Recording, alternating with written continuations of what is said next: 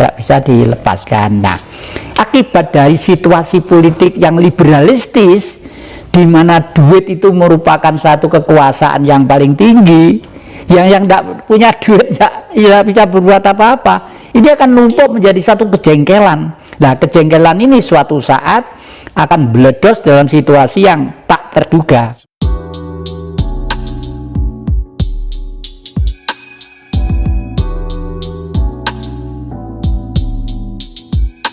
Kalau saya cermati ada dua sebab. Sebab yang pertama adalah psikologi masyarakat.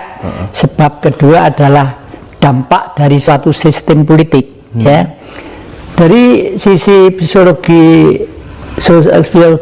kemanusiaan, sebenarnya masyarakat kita tuh cenderung pengen bebas tapi gak ono sing ngatur gitu loh ya. Pengen bebas-bebasnya gak ono sing ngatur ya. Misalnya aja iki kok lagi dijar-jar nih suwe-suwe tengah dalan ya ditanduri ya tinggi dagang dan misalnya seperti itu. Itu pun tidak bisa disalahkan karena rakyat itu tidak pernah merasa memperoleh keadilan. Nah, disinilah perbedaannya Pancasila dulu dengan Pancasila sekarang. Pancasila dulu itu 5K: ketuhanan yang Maha Esa, kebangsaan, kemanusiaan, kerakyatan, keadilan, titik. Ya, anak tidak sekolah pun belajar bisa. Terus ini pada waktu tahun 74 dirubah kemanusiaannya menjadi nomor 2 dan atas usul Amerika ini nomor 2 dan sebagainya lah. Dampak dari kebebasan ini sekarang sudah mewarnai raut muka politik Indonesia. Saya sekolah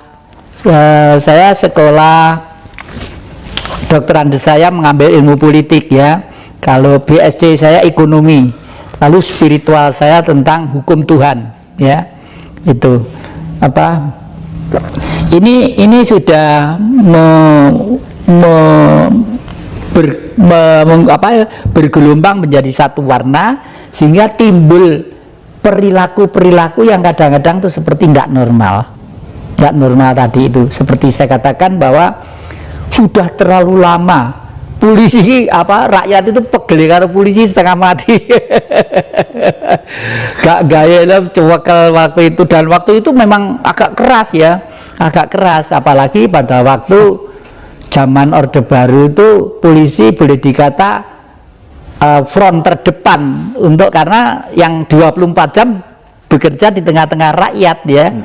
Umpamanya waktu itu di kampung ada pertemuan kok nggak izin gitu, langsung dicekel ya. Padahal kumpul-kumpul dan gotong royong itu sudah budaya masyarakat kita yang tidak bisa dilepaskan. Nah, akibat dari situasi politik yang liberalistis, di mana duit itu merupakan satu kekuasaan yang paling tinggi, yang tidak punya duit ya bisa berbuat apa-apa, ini akan numpuk menjadi satu kejengkelan. Nah, kejengkelan ini suatu saat akan meledos dalam situasi yang tak terduga. Sebentar. Saya menangkap menarik ini sebenarnya. Salah satu hal yang menyebabkan masyarakat kemudian antipati dan ada kebencian terhadap polisi itu mungkin gara-gara sebenarnya nggak apa-apa aturan itu ditegakkan. Tapi ibarat orang berjalan kalau hanya kaki satu kan nggak bisa tegak. Jadi aturan itu juga harus berlaku dong bagi mereka. Jangan terus kemudian misalnya ada kasus ini selesai dengan uang, tadinya 1 tahun cuman 1 bulan, 2 bulan. Jadi itu sebenarnya masyarakat ada ketidakpuasan gara-gara praktik-praktik seperti itu ya. Ya jadi karena dulu berangkatnya menjadi polisi dalam tanda petik itu tidak berangkat dari norma tribrata yang sebenarnya gitu loh ya.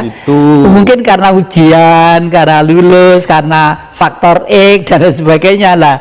Ini kan sulit, jadi harus ya pelan-pelan harus diadakan perubahan. Bagaimanapun peran polisi itu sangat penting sampai di kapanpun, karena 24 jam di tengah-tengah masyarakat ya. Misalnya jam 12 malam di suatu kampung ada peristiwa ini, telepon Pak Polisi, langsung polisi itu datang. Nah, tugasnya TNI itu adalah membackup kalau sudah ada kepentingan-kepentingan yang secara nasional dirugikan negara ya? oleh negara, dirugikan oleh peristiwa tadi, itu baru membackup polisi gitu. Kadang-kadang kita iri yang jadi. Ini diskusi aja ya. Di Singapura itu kawan cerita, di sini itu ibarat kita buka mobil kunci tertinggal di dalam mobil begitu, ya kan? Itu pertama yang ditelepon polisi. Di negara kita ini ada kecelakaan cepet-cepet lari mundak kewenangan polisi. Ini kan perbedaannya sangat signifikan yang jadi. Iya. Saya punya kawan namanya Mbo, hampir tiap hari konsultasi dengan saya. Perkembangan Jepang sama Indonesia itu hampir tiap hari. Mbo namanya. Mbo. Sekarang saya geser. Tadi kan tingkat kepercayaan KPK terhadap polisi itu kan lebih tinggian polisi. Selisihnya sekitar 10% yang jadi. Barangkali yang menjadi penyebab termasuk kemakmuran nih. Kemakmuran anggota KPK kan jelas berbeda dengan polisi. Itu artinya kemakmuran gaji pegawai ya aparat itu berbanding lurus dengan prestasi. Nah, kalau saya secara pribadi yang andai kata kemudian boleh usul, saya kok lebih sepakat bahwa KPK harus dibubarkan saja, karena menurut saya KPK itu kan hanya lembaga ad hoc. Lembaga ad hoc itu dibentuk ketika kemudian ada tingkat kepercayaan masyarakat yang rendah sama lembaga penegak hukum yang utama yang namanya polisi itu tadi. Kalau seperti sekarang ini kan repot ya. Repotnya tuh gini. Terus apa gunanya ini lembaga ad hoc? Orang tidak percaya, tingkat kepercayaan terhadap polisi rendah, tapi yang mimpin KPK Firly juga, polisi juga. Mending KPK-nya dibubarin deh. Benahin ini institusi utama, pemain utamanya ini. Polrinya ini yang jadi ya. Saya setuju juga ya, karena tak ubahnya dengan ini. MUI itu penting atau tidak gitu, tak ubah dengan itu ya. Lu ada MUI kok agama malah podo tarung kabeh. Betul. Makanya kalau nanti itu Menteri Agama itu sudah dijabat oleh orang yang bertuhan, baru agama-agama itu rukun. Kalau masih dijabat orang yang beragama, subjektivitasnya tinggi gitu. Masuk akal ya. Iya. Nah, makanya saya tetap ngotot dengan cita-cita saya, ini nanti sistem kenegaraan kita itu kalau tidak kembali ke ratusan tahun yang lalu, sistem kerajaan ala nanti yang kita bahas ya sebentar di segmen lanjutnya ya. Berarti gini, berarti yang jadi sepakat ya, andai kata kemudian kita kirim pesan kepada Pak Sigit berarti mending dibenain deh cara perekrutan polisinya murni, tidak karena faktor X. Yang pertama, yang kedua mungkin gajinya bisa dinaikkan sampai 3 kali. Setuju saya. Sehingga dengan gaji yang makmur ya, orang polisinya makmur semuanya, benar-benar amanah. Kita tahu bahwa pegawai di Denmark sana tingkat gajinya tinggi sekali berbanding lurus atau linier dengan indeks prestasi korupsinya yang sangat rendah.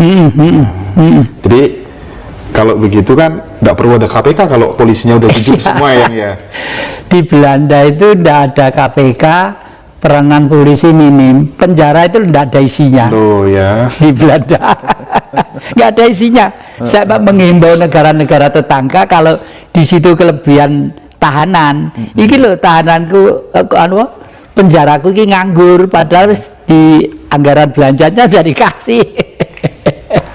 Nah, andai kata kemudian ada reformasi birokrasi Polri yang sedemikian rupa ya, dengan meningkatkan gaji, fit and proper testnya benar-benar dilakukan lembaga yang independen, tidak ada kecurangan, ya maka tingkat kepercayaan masyarakat terhadap Polri pasti sangat besar ya. Betul. Dan di rumah saya ini tuh menghasilkan pejabat tinggi yang menjadi Polri itu banyak, Mas. Dan umumnya mereka itu baik-baik gitu. Katanya dulu pernah digemblengi di ruang bawah tanah sana. Gitu ya. Gini-gini yang ngirim kan mereka dikasih, wah rumahnya Mbak itu kok nganggur, nggak ada nyudah, dikirim macam-macam ini. Jadi ideologisasinya ditanamkan di sini. Ditanamkan muda ya. Makanya mempancasilakan manusia itu sangat penting.